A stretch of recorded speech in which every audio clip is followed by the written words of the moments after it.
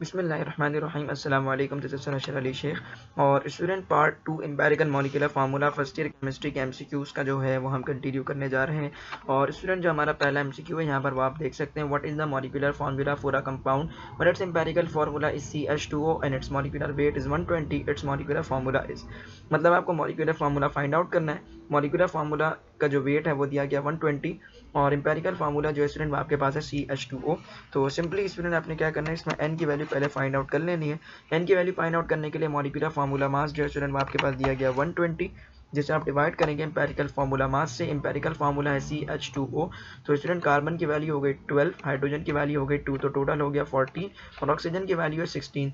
तो टोटल जो CH2O है इसका जो आपके पास एम्पेरिकल फार्मूला मास निकलेगा वो निकलेगा स्टूडेंट आपके पास 30। तो 120 के साथ मौजूद वाला 0, ठीक है, और 30 के साथ ये रहा 0, ये जो आपका 0 है ये दोनों 0 आपके पास कैंसिल हो जाएंगे और जो n की वैल्यू स्टूडेंट आपके पास रिमेन रहेगी वो रहेगी 12 डिवाइडेड बाय 3 और 3 4 होता है 12। तो जो स्टूडेंट n की वैल्यू आपके पास आएगी वो आ गई आपके पास 4 आ गई और n की वैल्यू जैसे ही 4 आ गई स्टूडेंट आपके पास, तो एम्पेरिकल फार्मूला आपके पास जो था वो था CH2O आपके पास, जिसमें n की वैल्यू को जब आप 4 है उससे जब आप मल्टीप्लाई करेंगे तो जो मॉलिक्यूलर फार्मूला आपके पास बनेगा वो बनेगा C4H2 4 होता है 8 और ऑक्सीजन 1 4 4, तो ऑक्सीजन हो गया 4। तो फार्मूला जो बना C4H8O4, C4H8O4, that is the option C is your right answer. Move to next question. इस क्वेश्चन में स्टूडेंट आपके पास empirical formula of the compound is CH2O। Empirical formula जो है कंपाउंड का वो क्या है स्टूडेंट आपके पास, वो है CH2O। उसका जो एक्चुअल मास है वो है 180। इस क्वेश्चन में एक इंटरेस्टिंग सा पोर्शन है वो मैं आपको बताऊं। वो इंटरेस्टिंग पोर्शन ये है कि जब भी वर्ड यूज किया जाएगा स्टूडेंट एक्चुअल मास का या एक्चुअल फार्मूला का या एक्चुअल वेट का, तो एक्चुअल जो फार्मूला होता है स्टूडेंट वो होता है मॉलिक्यूलर फार्मूला और एक्चुअल वेट या एक्चुअल मास क्या होता है, मॉलिक्यूलर फार्मूला मास या फिर मॉलिक्यूलर वेट। और एक्चुअल फार्मूला मैंने आपको बताया वो क्या होता है, मॉलिक्यूलर फार्मूला। तो आपको कह रहा है what is its actual formula, यानी आपको मॉलिक्यूलर फार्मूला बताना है। कंपाउंड का एम्पेरिकल फार्मूला दिया गया है वो है CH2O, जिसको अच्छा एम्पेरिकल फार्मूला के लिए जो इंटरेस्टिंग वर्ड जो यूज होता है वो होता है स्टूडेंट आपके पास सिंपलेस्ट फार्मूला। तो CH2O is your empirical formula. उसका जो मास निकलेगा स्टूडेंट वो निकलेगा 30 और मॉलिक्यूलर फार्मूला मास या मॉलिक्यूलर वेट या एक्चुअल वेट जो आपके पास दिया गया या एक्चुअल मास वो दिया गया 180। तो पहले हम n की वैल्यू फाइंड आउट करेंगे। n की वैल्यू फाइंड आउट करने के लिए हमने करना है 180 को डिवाइड। 180 को किससे डिवाइड करेंगे, 30 से।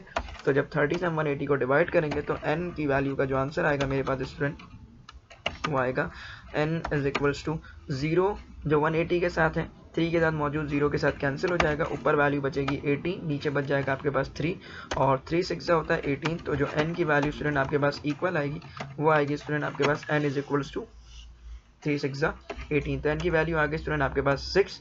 एम्पेरिकल फार्मूला जो था वो था CH2O और जब हम इससे n की वैल्यू दैट इज 6 इससे मल्टीप्लाई करेंगे तो जो आंसर आएगा स्टूडेंट वो आएगा C6H2 6 होता है 12 और ऑक्सीजन जो है स्टूडेंट वो आपके पास हो जाएगा 1 6 6, C6H12O6, that is option C is your right answer. Next question, empirical formula of the methane is what if the molecular formula is CH4। इसमें भी एक इंटरेस्टिंग सा पोर्शन मैं आपको बताऊं कि बच्चे क्या करेंगे कि मॉलिक्यूलर फार्मूला दिया हुआ CH4, फर्स्ट ईयर के स्टूडेंट है तो थोड़ी कम नॉलेज होती है, थोड़ी कम प्रैक्टिस होती है तो गलती कर जाते हैं। तो जो मॉलिक्यूलर फार्मूला दिया हुआ स्टूडेंट वो दिया हुआ CH4 और एम्पेरिकल फार्मूला निकालने के लिए वो फटाफट क्या करेंगे, वो देखेंगे कि स्टैंडर्ड रेशो क्या है। तो यहाँ पर कार्बन का जो है वो है 1, कार्बन का एक एटम हाइड्रोजन के 4 एटम के साथ, यानी रेशो बन गया 1:4, यानी CH4 में कार्बन और हाइड्रोजन का रेशो क्या है 1:4। वो सिंपल क्या करेंगे, कैलकुलेटर में लिखेंगे 1 डिवाइड बाय 4 और इसका आंसर जो स्टूडेंट आपके पास आएगा, यानी वो क्या करेंगे 1:4, जिसको जब वो डिवाइड करेंगे कैलकुलेटर में तो इसका आंसर उनके पास आता है वो आता है 0.25:1। यानी जब 1 का रेशो आप 4 से निकालते हैं तो जाहिर है वाकई रेशो आएगा 0.25:1। लेकिन एक मजे की बात जो मैं आपको बताऊं कि उसके लिहाज से बच्चे जो इस ऑप्शन को सेलेक्ट करेंगे वो होगा ऑप्शन बी, जबकि ऑप्शन बी जो है वो स्टूडेंट रॉन्ग हो जाएगा आपका। तो सर रॉन्ग क्यों हुआ, हालांकि हमने सिंप्लीफाई करके निकाला है। तो यहाँ पर मैं आपको बताऊं कि जो एम्पेरिकल फार्मूला होता है वो होता तो आपके पास जो है वो सिंपलेस्ट होता है, यानी सिंपलेस्ट फार्मूला होता है, लेकिन सिंपलेस्ट फार्मूला में जो रेशो होना चाहिए स्टूडेंट, वो आपके पास जो होना चाहिए वो होल नंबर रेशो होना चाहिए। किसमें होना चाहिए? सिंपलेस्ट फार्मूला का जो रेशो होना चाहिए वो किसमें होना चाहिए? होल नंबर में होना चाहिए। जबकि 0.25 आपके पास होल नंबर नहीं है स्टूडेंट। आपके पास होल नंबर क्या होते हैं? होल नंबर आपके पास होते हैं 1 2 3 4 5 6 7 इस तरह से, यानी 1 होता है, 2 होता है, 3 होता है, 4 होता है, 5 होता है, 6 होता है। तो यहाँ पर तो 0.25 यानी फ्रैक्शनल डिजिट्स हैं, तो फ्रैक्शनल नंबर्स या फ्रैक्शन वैल्यूज आपने नहीं लिखनी। तो empirical formula, molecular formula student आपके पास जो है वो मीथेन का CH4 ही होता है, इंपेरिकल फार्मूला हो चाहे molecular formula. Next question student आपके पास empirical formula of the benzene.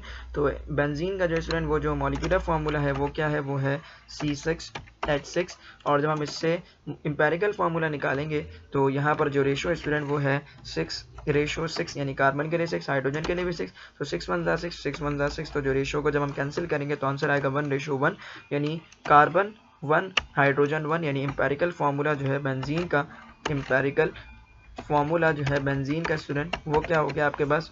CH, यानी option B is your right answer. ठीक है, तो इसके बाद जो है स्टूडेंट आपके पास एक और एक MCQ, और इस MCQ में स्टूडेंट आपके पास जो है, मैं यहाँ पर वीडियो की टाइमिंग चेक कर लूँ तो स्टूडेंट थोड़ी सी वीडियो जो है वो अबाउट 6 मिनट तक पहुँच गई है।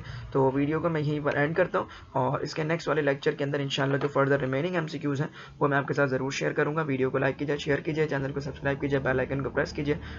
इजाज़त दीजिए, इंशाल्लाह मुलाकात होगी नेक्स्ट लेक्चर में। तब तक के लिए अल्लाह हाफ़िज़।